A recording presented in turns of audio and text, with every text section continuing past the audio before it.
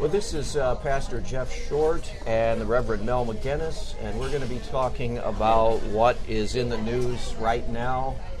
The election's coming up in November, and we're talking about Christians and Donald Trump, and we're still talking about whether a Christian should vote for Donald Trump. Now, we've already talked about Hillary Clinton and totally eliminated her from the consideration. Thank you, Mel, for coming into the Tim Hortons Cafe today and discussing this with me, because I feel that it's an important thing that Christians talk about this. They've got to talk about it. They can't just base their vote on an emotion. Right. Now, we talked about a couple months ago on this topic, or even longer, maybe a couple months ago. Have you been thinking more and more about this issue of Donald Trump and Christians and voting and whatnot? What have you been talking to people at your church about in this regard? Well, one thing that's developed recently is a conversation I listened to with my friend from college, who is now the president of Oklahoma Wesleyan University, Dr. Everett Piper. And Dr. Piper has expressed clear opposition to Donald Trump because of the character issues that are involved, because of the things that he said about women, the denigration verbiage that continually comes out of his mouth. He was asked to meet Donald Trump, and just recently he had a face-to-face conversation with Donald Trump. Is that right? I could not believe it, but it was in New York City, and I guess there were several evangelical leaders there. I heard about that meeting, yes. And one of the reasons I guess they wanted him to come up is for the Trump campaign to understand what's this opposition about, or to let somebody who is very skeptical of him meet him face to face. And Everett got to talk about the Title IX issues with him concerning government funding and all that's being involved in how that interferes with the Christian university operating under their principles. Right. But the thing that Everett said was he listened. Don Trump listened to what I had to say. And that is something that he was hearing about, meaning he gives an audience to the evangelical community. And Dr. Piper said, no way would Hillary Clinton even entertain the thought of having me come in and share with her. Yeah. So that made an impression on Dr. Piper. Can I say that he's in the Trump camp? No. Right. But he did say it was very interesting to meet him face to face and to share with him in a personal way. I've heard of that. I've heard of Ben Carson talked about Donald Trump listens to people. And is somewhat different in that regard. Is when you see him in public, he's always on the offense. He's always going after somebody, but he will listen. That's an interesting factor to weigh. Now, the latest, I don't know if you've heard the latest. It's literally less than 24 hours old. I don't know if you're aware of theologian Wayne Grudem. Wrote a letter a month or so ago basically saying voting for Donald Trump would be the morally right choice for Christians, and he laid out an argument for that. And I responded in one of my videos a couple, 2-3 weeks ago about his article and criticized it for being overly positive and a little bit naive, and so I was skeptical of Wayne Grudem's points. But the latest on Wayne Grudem is that he has now removed his endorsement of Donald Trump. He did it last night before the debate, and the reason he did it was because of character issues, his language toward women, and some of his Donald Trump's private conversations in respect to women. Okay, like I was saying, he removed his support for Donald Trump, his endorsement for Donald Trump, because of these tapes that have surfaced about his language toward women and so forth. And what he says now is, it's kind of curious, because I thought he was overly positive in his endorsement. And he says basically Trump's moral character and the election. That's what the article now is. He says, there is no morally good presidential candidate in this election. I previously called Donald Trump a good candidate with flaws.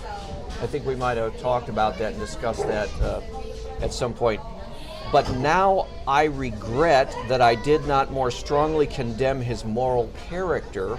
I cannot commend Trump's moral character, and I strongly urge him to withdraw from the election. He says his vulgar comments in 2005 about his sexual aggression and assaults against women were morally evil and revealed pride in conduct that violates God's command, you shall not commit adultery. Exodus 20:14.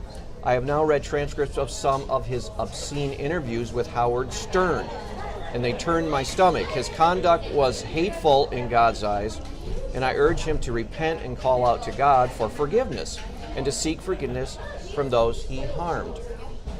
God intends that men honor and respect women, not abuse them as sexual objects. Now, some critics may criticize me for not discovering this material earlier, and I think they are right.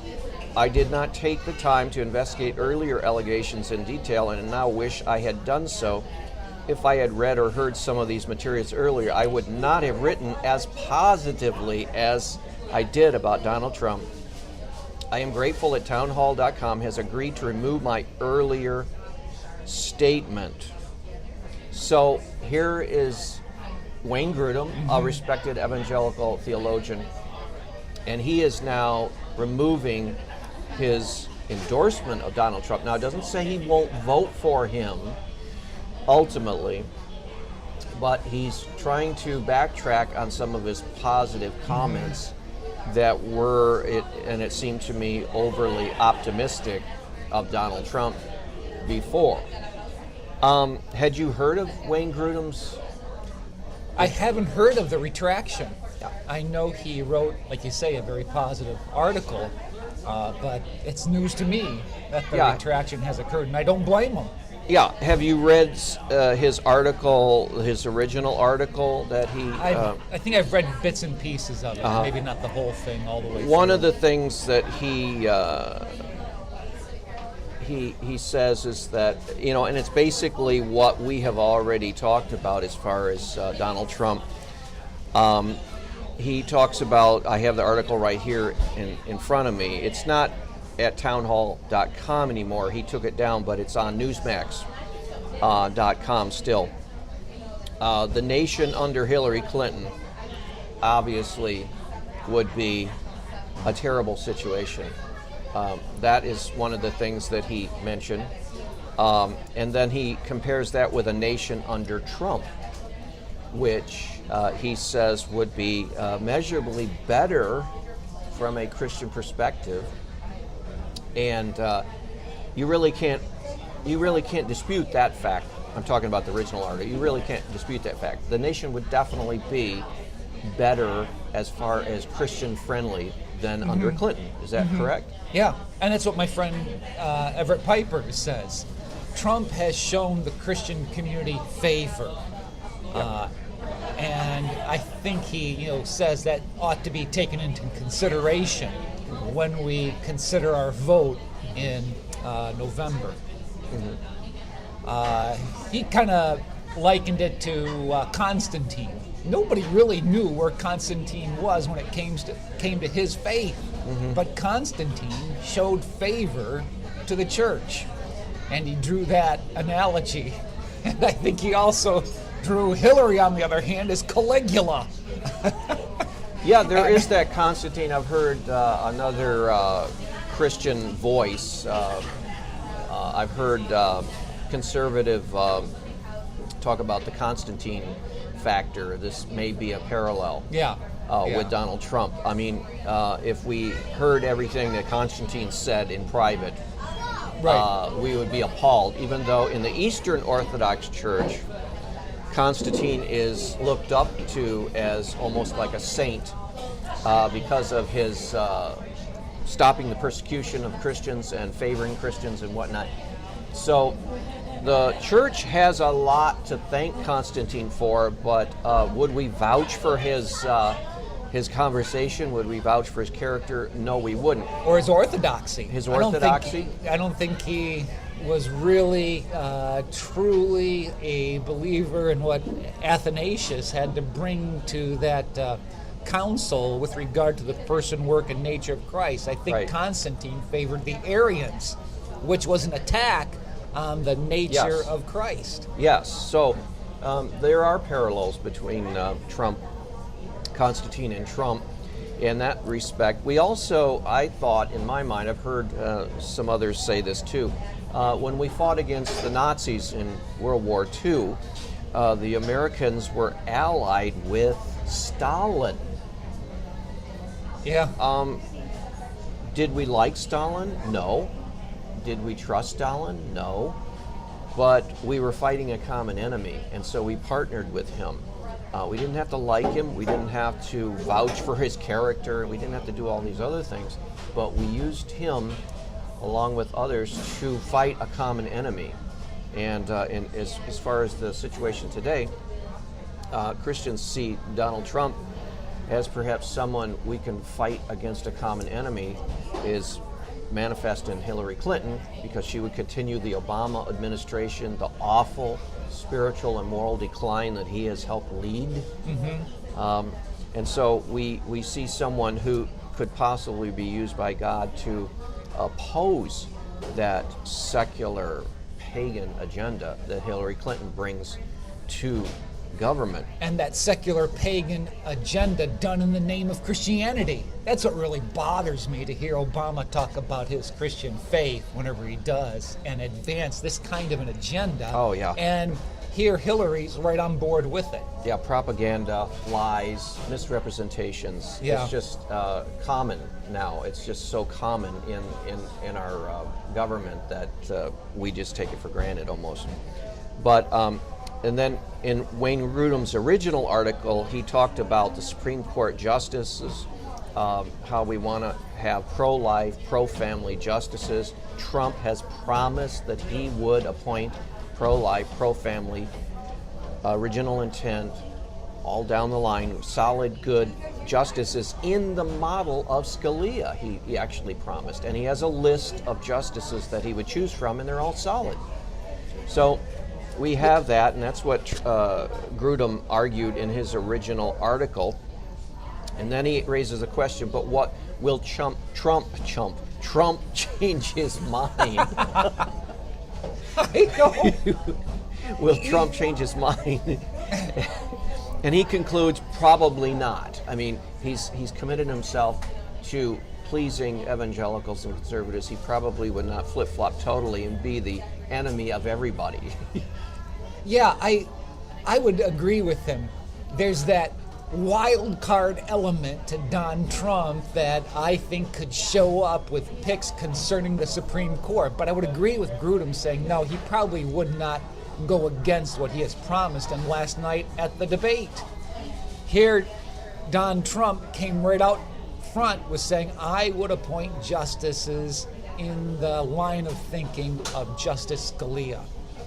And he actually brought up the Constitution. That was the first time I heard that word, I think, in the entire debate last Sunday night. Yeah. And in opposition to Hillary, she has her litmus test. We keep hearing from the left that the right always has this litmus test. Well, her litmus test really came out to the forefront. Pro-abortion, pro-LGBTQ.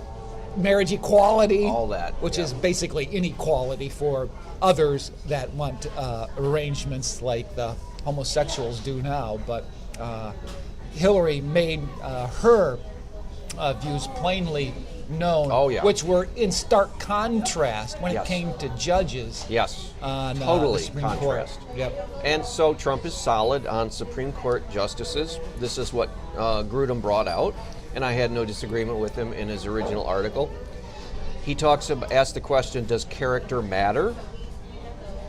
And he answers it basically is that if you look at Hillary Clinton's character, it's not the same kind of flaws that you see in Donald Trump. It's a different kind of flaw. It's a more subtle flaw. It's a more scheming, behind the scenes, devious.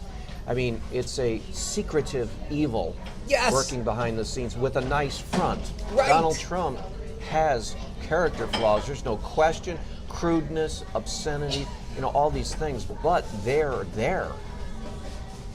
And you have to choose which kind of flawed character would you want to have in there. Would you want to have a secretive, devious, evil, behind the scenes, manipulative, character flawed person as president? Or would you rather have someone who is right up front and you know what his flaws are because he talks about them and he shows them the world?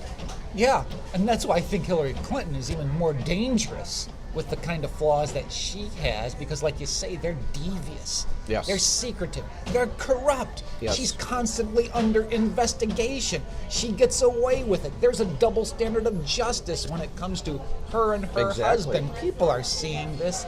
And so what Donald Trump, I think, shows us, as bad as his character is, it makes Hillary Clinton look even worse Yes. if people were really to scratch underneath the surface. Yes. And I can't vouch or defend the character of Donald Trump. Forget it. No. But like you say, you kind of know what you're getting with regard to character issues. And where- is this latest revelation totally shocking? No, right? It's not. I'm not totally shocked that Donald Trump used lewd language in a conversation in 2005. Am I shocked? No, I'm not shocked.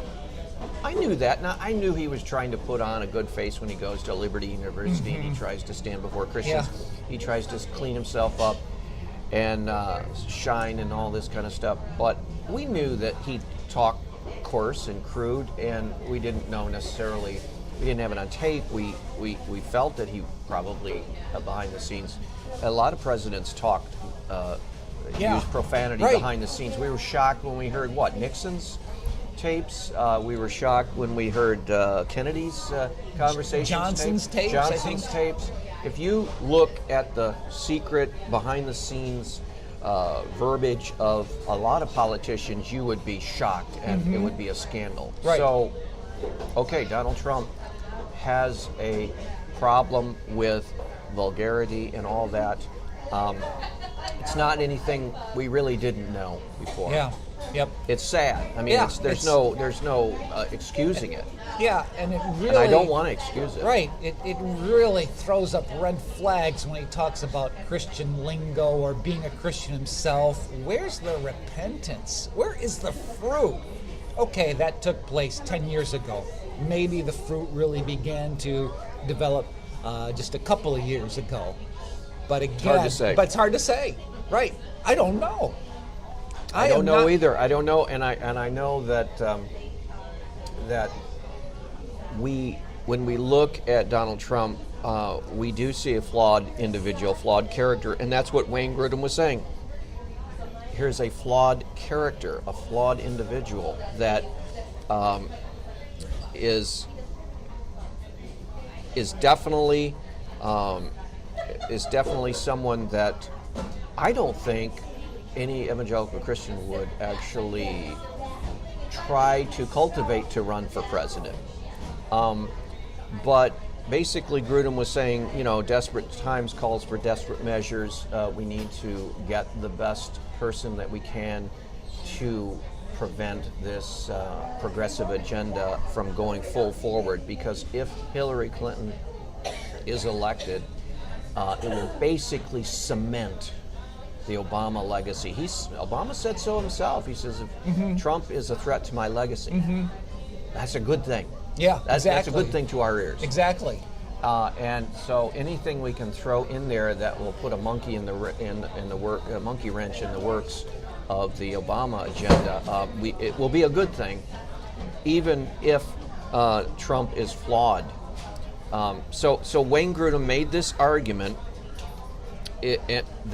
but the thing that I objected to was he said voting for Donald Trump is a morally good choice. I think he really should say is a practical political necessity, not a morally good choice. Jeff, that's well put. That's well put, the way you just said it. When you think of going into the voting booth, that aspect of morally good choice with Donald Trump, no. Whenever you put moral and Donald Trump together, you kind of are on thin ice right there. But Grudem says, as a professor who taught Christian ethics for 39 years, he says he thinks that the critics of Trump are incorrect for reasons that I will briefly mention here. He says, some Christians tell me that they can't in good conscience vote for Donald Trump because when faced with a choice between the lesser of two evils, the morally right thing is to choose neither one. They recommend voting for a third party or write-in candidate, and he says, as a Christian professor for 39 years of Christian ethics, I think their analysis is incorrect.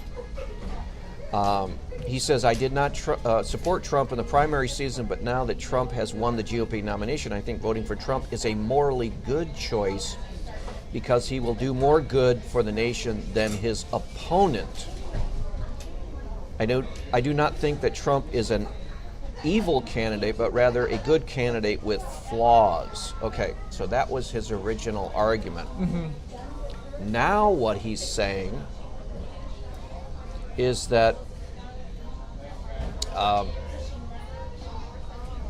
there is no morally good presidential candidate in this election. I previously called Donald Trump a good candidate with flaws and a flawed candidate, but now I regret I did not more strongly condemn his moral character. But my question to this Dr. Grudem is, do you no longer think he's an appropriate candidate? Yeah. He did downplay his moral failings and his flaws in his original article, no question. But does that exclude him from consideration by Christians? Now, when I last talked to you about 2 or 3 months ago, we were not real happy. Neither one of us were happy with Donald Trump. I have sort of been mulling in my mind, okay, here are these choices and the choices coming up. Could I pull the lever for Donald Trump? I said in a video a couple weeks ago that I posted, I said, I originally looked at Donald Trump when I called him an idiot. And then I later said, I may be voting for an idiot this November. Because when you consider the other alternative, it's even worse than an idiot. And I'm still sort of right there. I may be voting for an idiot. Do you see yourself having decided who you want to vote for, or are you still in your mind trying to figure out what you're going to do? I'm still in the process of deciding. I'm leaning, to be truthful with you, third-party candidate, and it's not the Libertarian candidate, and it's certainly not Jill Stein. It would be the candidate from the Constitution Party, and his name is Darrell Castle, but he's not on the ballot in New York. You have to write him in. Right. So that's where I'm going now. I'm listening to all the arguments, and I'm still, like you, mulling them over in my mind, and I really appreciate how you just distinguished the line of thought that Wayne Grudem originally had to what you brought in concerning the practicality of the situation. What are the major 2 or 3 top reasons why right now you don't feel that you could pull the lever for Donald Trump, even in trying to defeat Hillary? number one, the character. Yeah. That's number one. I think number two would be he's an authoritarian populist. He is not a conservative. Right. Though he may articulate some constitutional principles, I don't think he even understands them. The debates have not shown me that he has a clear awareness or competency when it comes to the Constitution. And maybe number three, you're getting a wild card. An unknown. An unknown, right. A mystery. A totally loose cannon. Yep. That Right. is probably for me the biggest question mark I have is, would I be, by voting for Donald Trump, pulling that lever for him in order to block Hillary Clinton? That's what we're doing. That's what most Christians would be doing. We're doing this as a defensive move. We're trying to block her agenda because we know right off the bat how bad the Obama and now the Clinton agenda would be.